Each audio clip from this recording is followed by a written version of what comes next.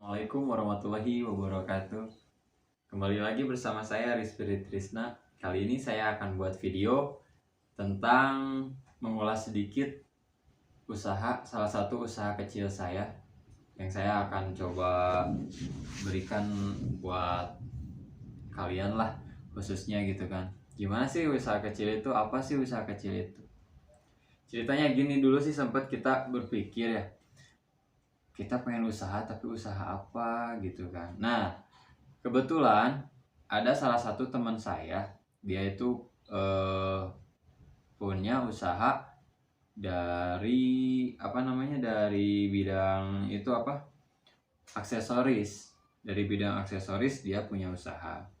Nah, saya samperin lah dia gitu kan, kepo. Karena apa? Karena saya belum tahu nih saya bakal usaha apa. Jadi saya samperin usaha-usaha yang mungkin mereka punya, saya coba tanya-tanya gitu kan.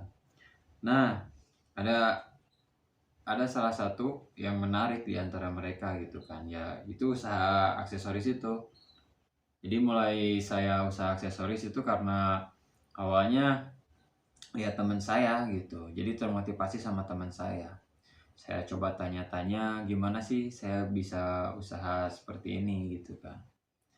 Nah, dia juga sempat mengasih tahu juga, tapi nggak terlalu banyak. Selebihnya emang kita yang harus mikir, kita yang harus coba cari cara buat bagaimana caranya biar bisa jualan kita itu laku di pasaran gitu kan. Dulu tuh teman saya itu jualannya dia tuh di pasar, dia ngampar, jadi ngampar aksesoris. Nah dari situ kan dari segi tempat juga dia tuh sewa dengan catatan 1 tahun dia sewa, ya kurang lebih lah 5 sampai 6 jutaan 1 tahun sewa itu di pasar buat jongkok aksesoris doang. Nah kalau sedangkan di kita kan, saya khususnya belum punya modal lah buat sebesar itu gitu kan, buat sewa jongkok atau apa-apa. Paling punya modal juga buat belanja bahan-bahan apa yang bakal saya jual gitu, aksesoris apa yang bakal saya jual. Nah dari situ saya cobalah gitu kan, saya coba sisihkan modal sedikit buat coba-coba usaha perintis usaha aksesoris itu. Dan dengan cara saya tuh tidak jualan di emper gitu, enggak, tapi saya lebih ke sistem titip warung. Kita titip warung. Nah ini kebetulan saya bawa contohnya seperti ini guys. Jadi di sini tuh banyak aksesoris yang bentukannya kecil-kecil seperti ini. Kayak ini kan ada peniti, ada ikat rambut juga, ada sisir, ada konektor masker, ada jepit, ada masker, ada karet juga. Banyak lah item, kurang lebih di sini ada 30 sampai 40 item. Nah, dari kita ambil satu contoh item ya. Kayak ini kita ambil panitik gitu kan.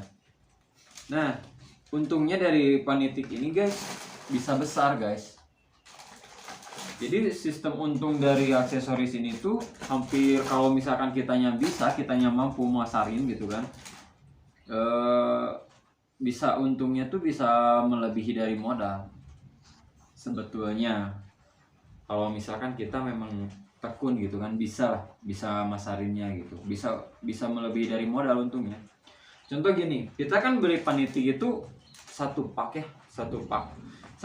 itu tuh kalau misalkan kita kemas dalam segi kemasan seperti ini, satu kayak gini gitu kan, kita dihitung aja satu ini tuh kan ada 20 panitik kalau kita kan. Nah dari satu pak itu kita juga sampai sekarang belum pernah hitung satu pak itu isinya berapa. Yang jelas banyak lah. Satu pak itu bisa jadi 70 atau 75 pieces seperti ini, satu plastik ini dari segi itu. Nah kita jual ke warung 2.000 rupiah satu. Nah dari warung ke pembeli atau ke konsumen bisa ngambil 1.000 kah atau 500 kah, itu tergantung gimana warungnya. Lumayan juga kan, dikaliin aja 2.000 kali 70 pieces lah ibaratnya berapa. Lumayan kan 140 dari yang kayak gini doang. Belum lagi kita ngambil dari jepit, belum lagi kita ngambil dari sisir, dari banyak lah item. Jadi lebih ke gimana ya, usaha kecil tapi untung besar kalau misalkan dari aksesoris seperti ini guys. Kalian juga pasti bakal lihat lah, pernah lihat di warung-warung aksesoris seperti itu, seperti ini kan. Itu untungnya wah besar guys. Nah kebetulan di sini udah ada nama perintis kan, perintis aksesoris. Nah nama perintis itu apa namanya, kita buat untuk nama usaha kita gitu kan. Soalnya kita kan ada perintis aksesoris, ada perintis fashion, ada perintis jaya juga, itu khusus di Sangkar.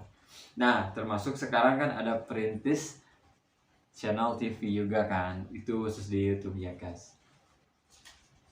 Ya mudah-mudahan kata perintis ini bisa jadi apa ya, jadi besar lah, dari yang awalnya orang nggak pada tahu, terus kebanyakannya nanti kedepannya orang-orang pada tahu juga kan. Nah untuk pemasaran ini juga kita nggak ngomongin enaknya aja ya guys. Saya kasih tahu sulitnya untuk masarin yang kayak gini. Kita bawa satu renceng ini ke warung, setiap warung dengan catatan kan setidaknya kita nitip, oh otomatis kan warung bakal nerima. Tapi ternyata tidak guys. 70% dari 100% warung yang mau nerima yang kayak ginian doang. Contohnya kita datang ke satu warung bawa yang kayak gini, kita nawarin bla bla bla bla bla bla bla dengan kemampuan yang kalian punya. Dengan simpelnya mereka jawab, gak, terima kasih, gak ada tempat. Nah banyak orang yang punya warung berkata seperti itu kalau misalkan mau dititipin seperti ini.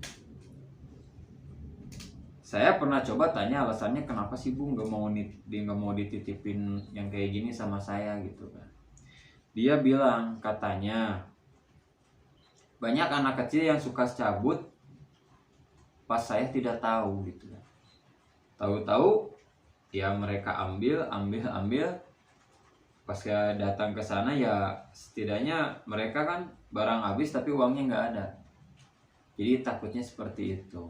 Jadi nggak selalu mulus pas kita mau nitipin ini ke warung, nggak selalu mulus langsung diterima, nggak.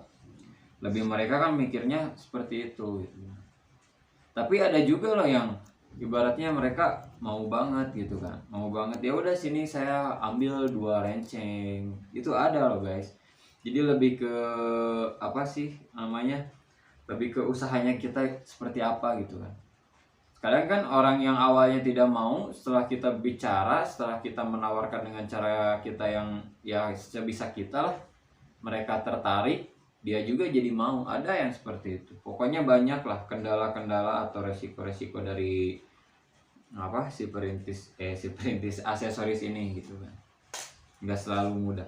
Cuman kalau misalkan dibilang dari segi untung, usaha seperti ini tuh bisa jadi apa namanya? Iya, melebihi modal itu untungnya benar. Sampai sekarang juga kita kan masih jalan dari usaha perintis ini, kita masih jalan guys. Walaupun untung kita cuman ngambil dari ratusan perak hingga ribuan, nggak sampai puluhan ribu loh dari per picisnya. Cuman kita ambilnya kan kita pikirnya kan perhitungan kita bukan masalah dari untung besar yang kita dapatkan. Lebih ke walaupun untung kita kecil, coba kita kali banyak sama kali sering penjualannya, itu untung kan jadi besar juga. Nah, dan itu real. Sampai saat ini kita masih usaha dalam bidang ini, aksesoris kita masih. Jadi kalau intinya gini, buat kalian yang mau usaha tapi usaha apa dengan modal minim, kalian bisa coba dari usaha seperti ini. Banyak lah. Dari mana sih Kak belinya? Dia coba kalian cari di tempat-tempat sekitar kalian, di grosir-grosir, dari agen-agen kan ada pasti. Nah dari situ kalian bakal tahu harga dari sananya berapa, pembeliannya seperti apa, kotakannya segede gimana. Mau itu masalah pengemasan tergantung kalian mau dikemas isi segini 10, mau isi segini 50, itu bebas, tergantung gimana kalian mau ngambil untungnya aja gitu. Nah, dari pas kita ibaratnya gini ya, kembali lagi ke warung ya guys, saya baru ingat. Nah, saya pernah ngalamin, kita kan nitip ini ke warung itu juga nerima kan, udah tahu kan kalau misalkan habis semua pembayaran yang harus dia bayar ke kita berapa, dia udah tahu. Tapi ternyata entah itu sifat atau gimana, kita nggak tahu, atau karakter itu kita nggak tahu. Yang punya warung itu ada satu warung itu di luar dugaan banget guys. Barang kita habis, pas kita ke sana mau ngambil uang ya, uang bayaran barang kita gitu, mereka malah nggak mau bayar sesuai apa yang barangnya habis gitu. Jadi lebih ke ibarat contoh gini, kita kan harus bayar ibaratnya si warung itu ke kita 100.000, karena apa? Karena barangnya habis. Tapi ternyata si warung tersebut entah kenapa nggak mau dia bayar 100.000, dia malah mau bayar 50.000 dengan alasannya dia, masa sih barang yang kayak gini 100.000, sedangkan kita ngambil kasih harga ke mereka 100.000, kan kita udah memperhitungkan dengan dari plastik, dari hektar atau apalah, kita udah memperhitungkan sampai untung yang kita dapat berapa, kita udah memperhitungkan. Ada juga yang seperti itu guys, jadi lebih ke hati-hati lah sebelum kita menitipkan barang. Alangkah baiknya kita komit dulu tuh sama si yang punya warung. Jangan sampai kayak saya itu, contoh kayak saya itu, barang habis tapi dia tidak mau bayar sesuai apa yang barang habis gitu. Barang habis tapi dia nggak mau bayar, dia pengen bayar setengahnya, kan bingung. Jangankan untuk untung kita, untuk bahan aja kita nombok kalau misalkan setengahnya gitu. Jadi kita nggak ngambil setengah 50% dari untung, enggak. Paling banyak kita 25%, itu udah paling gede. Paling gede kita udah ngambil 25% dari satu bisnis itu. Nah, si warung itu kan ya dari situ kita lebih hati-hati juga kan guys. Lebih hati-hati kita, lebih waspada lah warung-warung seperti apa yang bakalan kita titipin. Atau jangan sampai hal seperti itu bisa terjadi sama kalian juga. Gitu guys. Itu contoh kecilnya ya guys. Ini usaha kecil kalau menurut saya. Karena apa? Karena memang usaha ini belum lama lah saya jalani gitu kan. Saya geluti belum lama. Jadi lebih ke saya belum ngerasain untungnya berapa dari usaha ini sampai ke kalau misalkan kita belinya bal-balan atau apa gitu kan. Kita masih beli pak-pakan gitu. Cuman ya saya saranin kalau misalkan ada yang mau usaha gitu kan. Usaha apa? Ya coba kalian usaha di bidang ini. Coba aja dulu. Barangkali kalian punya bakat juga dari bidang seni kan. Siapa tahu.